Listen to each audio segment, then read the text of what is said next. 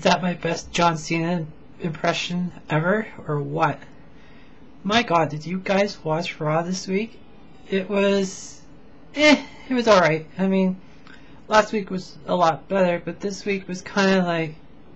It was okay for most of it, but then there were some parts that were really, really bad. Like, for instance, John Cena's acting this week was horrible.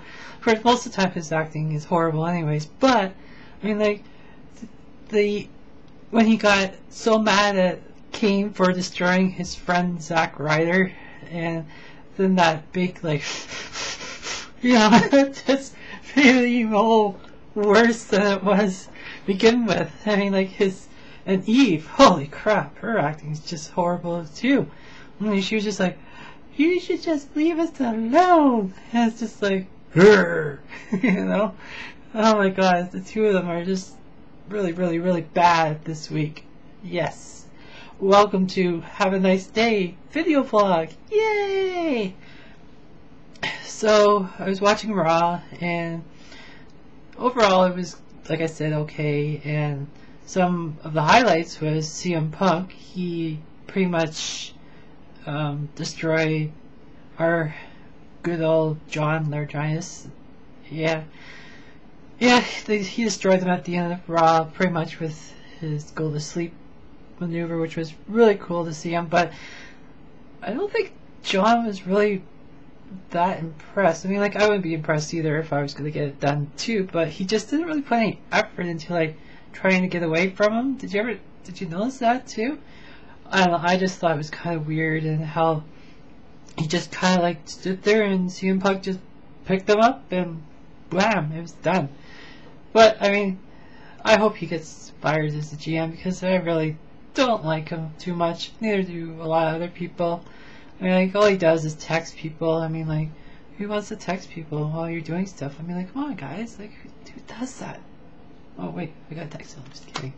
But yeah, so he did that. The reason why CM Punk did that was because he called him out at the end of his tag team match with John Cena, which was really a bust, because Dolph Ziggler and Jack Swagger beat them. But I mean, like, it wasn't really that great of a match anyways. But it ticked off CM Punk because John, our GM, decided to interfere with the match again and cost CM Punk the match. So yeah, I can see why CM Punk was mad and calling him out and saying, I want to fight you at the end of Raw and blah blah blah. And yeah, so it happened. And that was how that happened. What else? The Miz and R-Truth. I kind of like the fact that The Miz lost. And now he's going to be the first person in the Royal Rumble this year. I think he will put on the show. Actually, what I think is going to happen is The Miz is going to be number 1 and R-Truth is going to be number 2. I think that'd be hilarious, because you know how R-Truth, I mean, like, they're not going to put him as 30 or anything like that. I think that's going to be like a surprise this year. But yeah, I think R-Truth will be number 2, and The Miz obviously is number 1, and they'll probably like fight each other, and then of course they're going to wrestle each other, and then whoever comes out next will be like probably a bad guy like Jack Swagger or someone like that, you know, and then they'll just wrestle, and eventually there'll be a few more faces that will come in, and heels, and of course Chris Jericho, our savior, will come in as well at some point. And what's up with Chris Jericho on Raw these days? I don't know. He hasn't spoken until this week, and it was actually pretty cool, because he said the end of the world is coming. We'll find out on Sunday. So I'm hoping that Chris Jericho has something up his sleeve, because me personally, he's my pick for the winner of the Royal Rumble. I think he's going to go on and probably face CM Punk for the WWE title at WrestleMania, and I think he's going to win. I think he's going to win the title, and he'll probably wrestle a few more months and he'll lose it to CM Punk again, or he might lose it to The Miz or Daniel Bryan. No, we'll stay away from that for a bit. But yeah, I think that's what's going to happen, and I hope he comes. I think this might be Chris Jericho's last run with the WWE. I don't know how long it is, but I just have this feeling that this is it. I mean, once he's done this run, he's done for good. I mean, he'll probably come back once in a while, but I just don't. He has so many other things that he wants to do. I mean, like, you might as well go for it while you still can do it, right? I mean, look at him. He's still fairly, like, young. He's in his early, I think he's 40 now. I think he's in his early 40s, and he still has a lot in him to do stuff, right? So I mean, like, he still has Fozzy, and he has Dancing with Stars. Well, he can't do that again, but I mean, like, he could do other things. Like, he could probably do more acting and things like that. I mean, like, he's done that a couple of times. So yeah, I think this might be the final run for Chris Jericho. One person who I'm hoping that will come back at the Rumble is The Undertaker. I've been waiting for his return for a while. I mean, he's been pretty much taking a whole break, took the whole year off pretty much, and if we're going to see him and Triple H wrestle at WrestleMania again, which I kind of don't want to see, but apparently WWE thinks that we want to see that again. Well, I don't know. I mean, like, I want to see The Undertaker come back at the Royal Rumble, maybe as the surprise number 30, but I don't think he'll win the Rumble because obviously he's going to face Triple H at WrestleMania, unless he does win the Rumble and then he loses that spot. You never know. But I think maybe you might just see a surprise appearance by The Undertaker at WrestleMania. And also another surprise, I think John Morrison is going to come back as well, because they said his name at least 3 times on Raw this week. So, and they showed the video of him, like, remember last year when he jumped off he almost got eliminated and he landed on the wall? They showed that last on Raw, and that was pretty cool. So I personally hope that John Morrison does come back, because they haven't really said too much about him up until this week, and I just think it's a big possibility that he'll come back. Maybe he will eliminate The Miz after The Miz has been in there for a while. That could be cool to see, but we'll have to find out for sure until this Sunday. Who's going to watch the Rumble?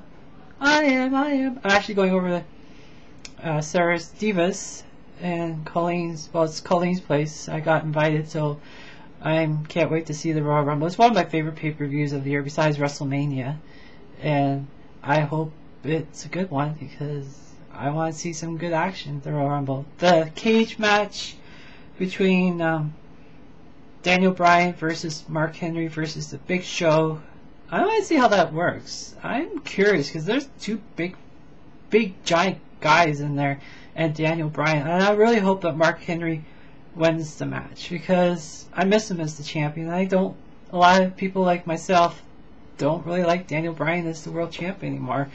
He kind of sucks. I don't know. There's just stuff. He's not very believable, and it's true. He's very not believable. And what else? There is the John Cena vs. Kane match at the Royal Rumble, which I'm kind of looking forward to it because hopefully it'll be the end of it. I hope.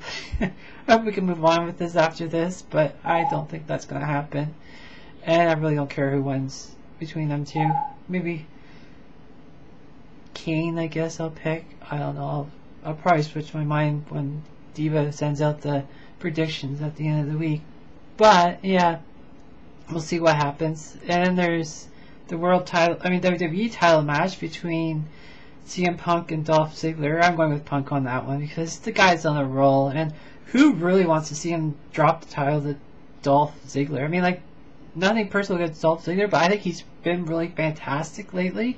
He kind of reminds me of a young Mr. Perfect, Kurt Hennig, and that's pretty good. If he continues that way, he's going to be special down the road. But right now, he doesn't deserve the WWE title as much as CM Punk does, and honestly, I hope they keep the belt on Punk because I want to see him.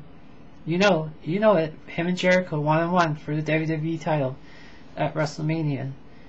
I think they might add a tag team match and a Divas match. I'm not 100% sure. I probably won't find out till the end of the week when Diva, when she sends out our prediction lists, and I'll find out then.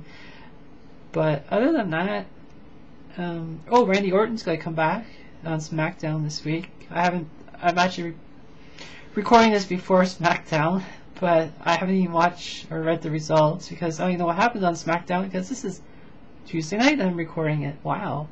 But yeah, hopefully Randy Orton comes back, and I think him and Wade will have a really good feud going into the Rumble. Obviously they do, but it should be pretty cool when Orton comes back on SmackDown and get some revenge, a little bit of revenge. He doesn't want to do it all on SmackDown. Save it for some of it on a pay-per-view or something. I think they're both good. Probably eliminate each other on the pay-per-views. I wouldn't be surprised this Sunday.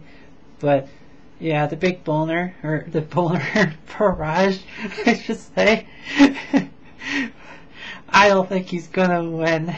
Of course, I'm talking about Wade Barrett. If you've been following Diva's articles, you know exactly what we're talking about, or I'm sure she'll put that new picture of him up on her latest article, which you'll probably read while you're watching this. And yeah, and also check out the game's video blog. I'm sure he'll have something interesting to say about Raw and SmackDown. And don't forget to Sarge as well. I'm going to hit off on this one. I might do a write one. I might write a blog maybe for this week as well. It just depends if anything big happens from now till the Rumble. You never know. I could squeeze like a little article in for you guys. But this is it. See ya.